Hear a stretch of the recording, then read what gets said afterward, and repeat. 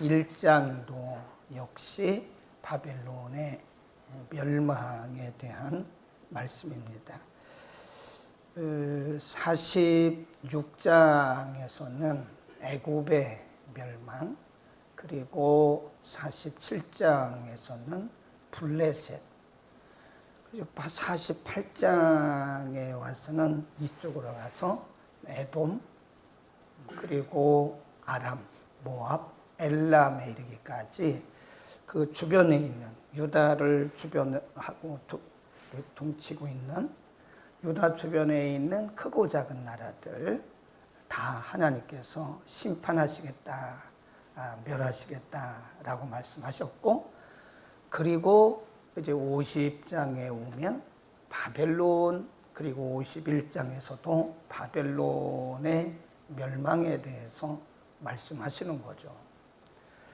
하나님께서 왜 여러 나라들을 다 이렇게 언급하시면서 그 나라들을 다 멸하신다고 말씀하셨는가? 거기는 여러 가지 의미가 있다고 그랬어요. 이렇게 성경이 반복되거나 중복될 때는 하나님의 분명한 의도가 있는 것이다. 그래서 이제 애굽을 비롯해서 블레셋이라든지 모압, 암몬, 아람, 엘람, 게달, 하솔, 이런 여러 크고 작은 나라들, 그리고 50장, 51장에 와서 지금 유다 백성들을 통치하고 있는 바벨론을 하나님이 멸하시겠다, 심판하시겠다라고 말씀하신 데는 크게 두 가지 이유가 있다고 그랬어요. 하나는 하나님이 온 열방, 온 세계, 온 왕들, 온 국가들을 통치하시는 만국의 통치자, 만왕의 통치자다. 그 다음에 두 번째는 유다 백성들로 하여금 두려워하지 말라는 거죠. 지금 유대인들이 누구의 통치를 받고 있죠? 바벨론의 통치를 받는 거잖아요. 바벨론에 끌려가서 70년 동안 그들에게 노예살이하고 나라 뺏기고 그렇게 살아도 너희는 걱정하지 마라. 바벨론을 두려워할 것이 아니라 하나님을 두려워해라. 그래서 그렇게 보면 하나님의 백성 유대인들의 신앙을 더 연단하고 신앙을 더 곤고케 하기 위한 하나님의 의도, 하나님의 목적이 있다. 오늘 본문에 또 보면 여전히 바벨론의 멸망에 대한 말씀인데요. 7절에 가보면 바벨론은 여호와의 수중에 온 세계로 취케하는 금잔이라, 열방이 그 포도주를 마시고 인하여 미쳤도다. 바벨론이 졸지에 넘어져 파멸되니 이로 인하여 울라. 그 창상을 인하여 유황을 구하라. 그런 말씀이고요. 그 다음에 9절에 보면 우리가 바벨론을 치료하려 하여도 낫지 아니한 즉, 그런 표현을 해요. 바벨론, 바벨론, 바벨론. 그때 당시 바벨론이 가장 강한 강대국이었거든요. 근데 이미 애굽은 하나님이 다 멸하셨고 바벨론도 멸하셨고 이 위에 있는 아수르는 이미 망했고, 그 모압, 암몬은 큰 나라도 아니고 위에 있는 아람도 큰 나라도, 이거 다 하나님이 다 청소해 버리셨어요. 그리고 이제 마지막 남아 있는 강대국 이 바벨론을 하나님이 언급하시면서 그 당시에 유대뿐만 아니라 많은 나라들이 바벨론에 의해서 통치당해요. 바벨론의 속국이 됐다는 거예요. 그 바벨론을 내가 치겠다라고 하는 거죠. 그러면서 바벨론의 교만을 꺾는 건데 51장 1절에 가보면요, 이런 말씀이 있어요. 바벨론을 꺾기 위해서 하나님이 쓰시는 방법이 뭐냐? 1절에서 4절까지가 하나님의 방법이라고 써놓으세요. 하나님의 방법. 하나님이 가장 강대한 최강대국 바벨론을 꺾기 위해서 하나님이 쓰시는 방법. 1절, 여호와께서 이같이 말씀하시되 보라, 내가 멸망시키는 자, 거기에 줄거 놓으시고요. 멸망시키는 자, 2절에 내가 타국인을 바벨론에 보내요. 거기다 타국인. 3절 활을 당기는 자, 네, 그런 말씀이 있어요. 그게 같은 나라예요. 최고 강대한, 최고 강한 강대국 바벨론을 치기 위해서 하나님이 예비하신 나라, 멸망시키는 자. 그 다음에 2절에 타국인을 그랬죠. 3절에 활을 당기는 자 그랬죠. 이게 누구냐면 메대입니다. 메대라고 하는 큰 나라도 아니에요. 나중에 이제 메대, 바사, 헬라, 로마 이렇게 나라가 이제 쭉 이어가거든요. 이제 우리가 그 다니엘이 꿈을 꾸잖아요. 다니엘이 꿈을 꾸는데 다니엘이 큰 금신상을 봐요. 이제 머리부터 이렇게 금, 은, 철, 통 이렇게 되잖아요. 근데 그게 나라를 의미하는 거예요. 처음에 바벨론이 통치했다가 메대, 바사, 헬라, 로마 이렇게 앞으로 이 나라의 판세가 어떻게 바뀔 것인가에 대해서 말씀하면서 바벨론을 치는 나라가 있다. 그 나라가 누구냐? 메대라고 하는 나라다 하는 거죠. 그러니까 이것을 우리에게 뭐라고 가르치냐면 영원한 강자는 없다. 이 땅에 영원한 강자, 영원한 강대국은 없다. 바벨론이 한때는 모든 나라들을, 모든 민족들을 취하게 할 만큼 그렇게 통치하고 장악하고 침략해서 그렇게 아주 강대한 나라였는데 하나님이 그 강대한 나라의 교만을 꺾어버려요. 그래서 바벨론보다 더 강한 나라를 세우시는 거예요. 그게 메대입니다. 그러니까 나중에 보면 이 메대도요, 바사, 그리고 헬라, 로마 이렇게 해서 쭉쭉쭉쭉 나라가 다른 더 강한 나라에 의해서 통치되는 것을 볼 수 있어요. 그러니까 여기서 우리에게 뭘 말씀하냐면 영원한 강자는 없다. 영원한 강대국은 없다. 하나님만이 영원한 통치자다 하는 사실을 우리에게 가르쳐 주는 것이고, 유대인들에게는 비록 너희들이 지금 이 바벨론 땅에서 70년 동안 이렇게 참 짐승 같은 삶을 살고 있지만 너희에게도 소망이 있다. 내가 이 바벨론이라고 하는 무너질 것 같지 않은 이 나라를 내가 꺾어버릴 테니까 너희는 그 나라 두려워하지 말고 나 하나님을 신뢰하라라고 하는 유대인들에 대한 믿음을 더 견고케 하기 위해서 그런 것이다 하는 거죠. 그러니까 우리가 하나님이 아닌 다른 것을 신뢰하면요, 하나님이 여지없이 그걸 꺾어버립니다. 네.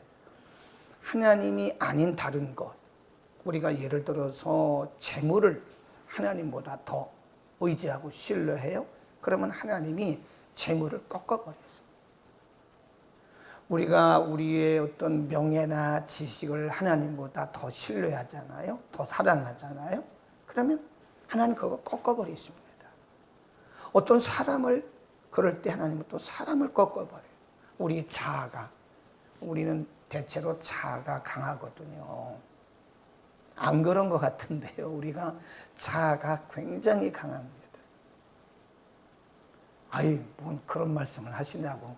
내가 얼마나 겸손하고 내가 얼마나 착한데. 안 그래요. 저를 포함해서 우리는 자아가 굉장히 강해요. 근데 그 자아를 꺾기 위해서 하나님이 수없이 많은 여러 가지 방법들을 통해서 우리의 자아를 무너뜨리는 작업을 하세요. 말씀을 통해서, 네, 기도 중에 어떤 사건을 통해서, 사람을 통해서 하나님께서 그 자아를 꺾는 그런 작업을 하세요. 신약 시대에서 대사도라고 한다면 베드로보다 더, 야고보보다 더 하나님께서 길게 그리고 더 광범위하게 쓰셨던 사도가 바울입니다. 근데 바울은 평생 그의 몸에 질병이 있었다. 질병. 그게 뭐냐면 눈이 희미한 거예요. 눈에 안질. 그러니까 바울을 사랑했던 사람들이 자기 눈까지라도 바울에게 빼어주고 싶은 그런 결단들이 있었다니까요. 그리고 바울에게 또 한 가지가 뭐가 있었냐면 간질, 뇌전증. 그 뇌전증은 위험해요. 이렇게 가다가 막 갑자기 자기도 모르는 가운데 넘어지고 그러는 거죠. 그러니까 주석가들이 여러 가지 쭉 연구를 한 결과 사도 바울에게 있었던 육체적 중대한 결함이 있었는데 그게 뭐냐? 하나는 안질, 평생 눈이 안개 낀 것처럼 희미했다. 요즘 같으면 눈 수술하면 되겠죠. 그때는 이제 안과 수술을 할 수가 없었으니까. 그리고 뇌전증. 이거는 그렇게 쉽게 고쳐지는 게 아니잖아요. 그래서 하나님 앞에 사도 바울이 기도했다고요. 근데 하나님이 그 기도는 안 들어주신다. 다른 사람들을 기도해서 죽은 자도 살리고 또 안전뱅이도 일으키는 귀신도 쫓고 이런 다른 사람들을 치유하는 치유사역은 사도 바울이 굉장히 많이 했습니다. 가는 곳마다 1차, 2차, 3차 심지어는 로마에 가서까지도 이 엄청난 사역을 했다고요. 치유사역. 근데 정작 본인에게는 이런 평생 사라지지 않는 그런 질병이 있었다. 하나님 앞에 기도했어요. 하나님 뭐라고 그러시냐면 나의 은혜가 너에게 족하다. 그러니까 나중에 사도 바울이 깨달은 거예요. 나로 하여금 자고하지 않게 오해. 자고란 말은 내 자아가 올라오는 것을 자고, 그 교만이거든요. 이 자고하지 않게 하기 위해서 하나님이 남겨두신 은혜였다라고 말하는 거죠. 그러니까 하나님께서 우리 자아를 무너뜨리기 위해서 또 그런 경우도 있다 하는 것을 말씀을 드렸고요. 그 다음에 하나님께서 바벨론을 치시면서도 하나님께서 남겨두신 은혜가 있어요. 그러니까 오늘 본문에서도 우리가 발견해야 할 두 구절이 딱 있습니다. 두 구절. 하나님이 그러면 바벨론을 심판하시고 바벨론을 멸하시는 거로 끝나냐? 그렇지 않아요. 만일 하나님이 바벨론만 치시고 꺾어버리고 끝났다면 여기에 하나님의 굉장한 구속 역사가 빠지는 거예요. 한번 보세요. 5절 보세요. 5절. 굉장히 중요한 구절이 숨어져 있어요. 5절 시작. 대저 이스라엘과 유다가 이스라엘의 거룩하신 자를 거역함으로 죄가가 땅에 가득하나 그 하나님 만군의 여호와께서 버림을 입지 아니하였다. 네. 비록 이스라엘과 유다는 하나님을 거역하고 말씀을 무시하고 멸시하고 우상을 숭배해서 하나님 앞에 지금 뭘 받고 있는 거죠? 징계를 받고 있지만 하나님이 그의 백성들은 버리지는 않는다. 그런 말이죠. 그 다음에 10절도 보세요. 10절도 쭉 가보면 여호와께서 우리 의를 드러내셨으니 오라 시온에서 우리 하나님 여호와의 일을 선포하자. 누구의 고백입니까? 유다 백성들의 고백입니다. 한때는 유대인들이 하나님 말씀 떠나고 하나님 말씀 무시하고 멸시하고 하나님 그렇게 말씀하셔도 안 듣고 그래서 하나님이 이들을 바벨론에 파셨잖아요. 70년 동안 하나님이 그들을 징계하셨잖아요. 그런데 5절에서 말씀하기를 그러나 내가 내 백성은 버리지는 않아. 그리고 또 10절에서 말씀하기를 우리가 시온으로 가자. 이 말은 시온은 예루살렘을 말합니다. 무너진 예루살렘, 여호와께서 오라 의를 드러내셨으니 오라 시온에서 우리 하나님 여호와의 일을 선포하자. 그러면서 우리가 예루살렘으로 올라가자. 하나님을 다시 우리가 예배하자. 신앙을 회복하자라고 하는 거죠. 그러니까 우리가 예레미야를 통해서 알 수 있는 것이 뭐냐면 하나님은 만왕의 왕이시면서요. 하나님의 백성들에 대해서는 절대 신실입니다. 신실. 하나님이 변하지 않으세요. 하나님과 우리와의 사이는 언약 관계입니다. 언약 관계. 행위 관계가 아니에요. 만일 하나님과 우리 사이가 행위 관계라면 우리는 버림을 받았어도 수천 번 버림받았어요. 왜냐하면 우리 행위가 하나님 앞에 합당하지 못한 것이 수없이 많습니다. 이스라엘 백성들도 마찬가지, 유다 백성들도 마찬가지. 만일 그들이 행위 관계였다면 그냥 버리고 끝났어요. 심판하고 끝났어요. 그런데 그것은 행위 관계가 아니에요. 언약 관계입니다. 하나님이 아브라함부터 시작해서 계속 약속하신 거예요. 너희는 내 백성이다. 나는 너희 하나님이다. 이런 말씀을 쭉 하고 언약하신 백성이기 때문에 하나님은 언약의 백성은 어떤 경우에도 다시 불러내세요. 아멘. 그러니까 하나님이시죠. 하나님이 우리를 징계는 하십니다. 그런데 저주는 안 해요. 그 용어를 잘 보셔야 돼요. 어떤 사람들이 저 사람 저주받았다. 그런 말을 하면 안 돼요. 믿는 사람에게는 저주가 없어요. 에? 믿는 사람들은 징계예요, 징계. 히브리서 12장에 보면 징계의 궁극적인 목적은 뭐죠? 유익하게 하기 위한 거예요. 지금은 아프지만, 지금은 힘들지만, 지금은 수치스럽지만 이 과정을 통해서 우리 자아가 꺾여요. 예. 징계를 통해서 우리 자아를 꺾으시는 거예요. 그리고 우리의 영적인 눈을 밝히시는 겁니다. 하나님과의 관계가 더 가까워지는 거예요. 그게 징계거든요.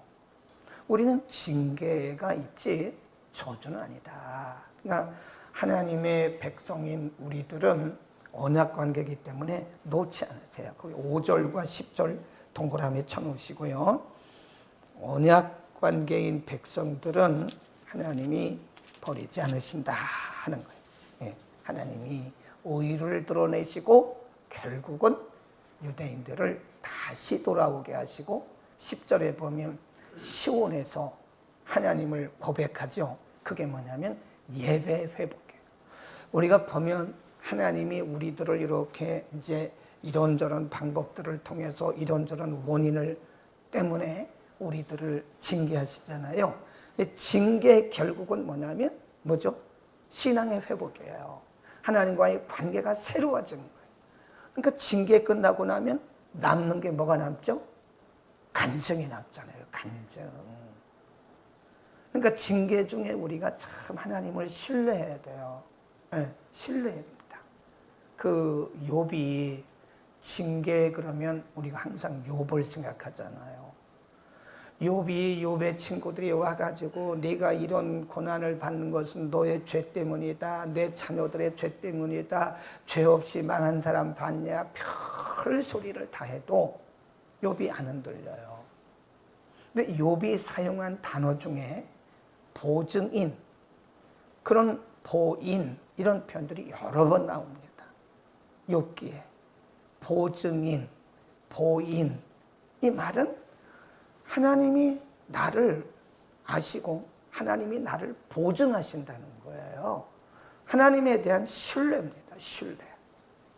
여러분 우리가 징계 중에 있든 징계가 아니든 우리의 평생 동안 신앙생활을 승리할 수 있는 비결 중에 하나가 그분에 대한 절대 신뢰예요. 하나님 아버지에 대한 나를 절대로 버리지 아니하시는 모든 일들을 통해서 나를 유익하게 하시는 내게 궁극적 승리를 주시는 그 절대 신실하신 하나님에 대한 절대 신뢰가 우리를 이기게 합니다. 흔들리지 마세요, 여러분. 흔들립니다. 제가 이렇게 보니까 많은 크리스찬들이 흔들려요. 왜 흔들리느냐? 여러 가지 요인이 있는데 하나는 본인이 너무 힘들어서 흔들려요. 내가 무슨 죄가 많아서, 죄가 많아서 그런 거죠, 당연히. 또 왜 사람들이 흔들리느냐? 옆에서 사람들이 막 얘기를 하는 거예요. 이런 얘기 저런 얘기. 당신이 징계받는 것은, 당신이 사업이 망한 것은 내가 기도해 보니까 이것 때문에. 이제 그런 거 하지 말자고 그랬죠? 아무도 몰라요. 하나님밖에는 모릅니다. 그러니까 우리가 자꾸 우리 지체들의 그런 징계 중에 있을 때 이래서 그런 것 같다, 저래서 그런 것은 절대 하지 말라고. 그냥 뒤에서 기도만 해주면 돼요. 하나님, 우리 누구누구가 하나님의 징계를 잘 인내하고 궁극적 승리를 바라보고 더 나은 하나님의 축복을 반드시 받고 간증하게 해주세요. 이렇게 기도만 해야지 자꾸 우리가 판단해서 이래서 그런 것 같아, 저래서 그런 것 같아, 저래서 그런 것 같아 그러면 우리는 욥의 친구가 돼요. 안 그런 것 같잖아요. 그런데 우리 주변에 보면 욥의 친구들이 참 많습니다. 특별히 기도한다는 사람들이 꼭 욥의 친구 얘기를 했을 때 그가 얼마나 상처를 받았겠어요. 그에게 필요한 것은 원론적인 얘기가 아닙니다. 원론적인 얘기가 아니에요. 그에게 필요한 것은 위로예요, 위로. 하나님에 대한 믿음, 확신. 하나님은 절대 당신을 향해서 궁극적 승리를 주시는 분이니까 절대 신뢰하라 라고 하는, 자꾸 믿음을 격려해주고 북돋아줘야지 자꾸 탓이 하면 안 된다 이거죠. 아멘. 우리는 하나님을 절대 신뢰합시다. 하나님 우리 손해나게 하시는 분 아니에요. 궁극적으로는 우리를 승리하게 하시는 분입니다. 기도하겠습니다. 거룩하신 우리 아버지, 우리가 하나님을 잘 섬긴다고 하지만 때로는 우리의 판단이 부족하고 우리의 생각이 부족해서 하나님의 뜻이 아닌 내 방식으로 하나님을 섬기다가 하나님께서 우리의 방향을 수정하시기 위해서 때로는 징계라는 방법을 쓰실 때가 있습니다. 그러나 징계는 우리를 저주하는 것이 아니라 우리의 방향을 수정하고 우리를 하나님께로 바로 인도하기 위한 하나님의 사랑의 표시이므로 징계가 힘들고 때로는 부끄럽고 때로는 정말 아플지라도 신실하신 하나님을 신뢰하면서 하나님의 때까지 묵묵히 믿음을 잃지 않고 바라보고 믿음으로 승리하게 하옵소서. 하나님, 우리 지체들 중에는 여러 가지 일들로 힘들어하는 일들도 있습니다. 저들에게 믿음 주시고 용기 주시고 언제나 선하신, 언제나 신실하신 하나님을 바라보고 끝까지 승리해서 마침내 그들의 입술을 통해서 고백하고 간증하는 그날이 오게 하옵소서. 오늘 하나님을 예배하는 거룩한 주일입니다.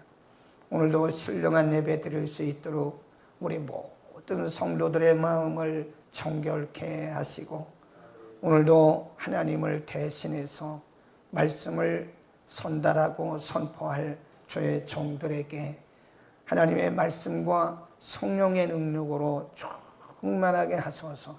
오직 온 지구촌이 하나님의 말씀으로 풍성하게 하옵소서.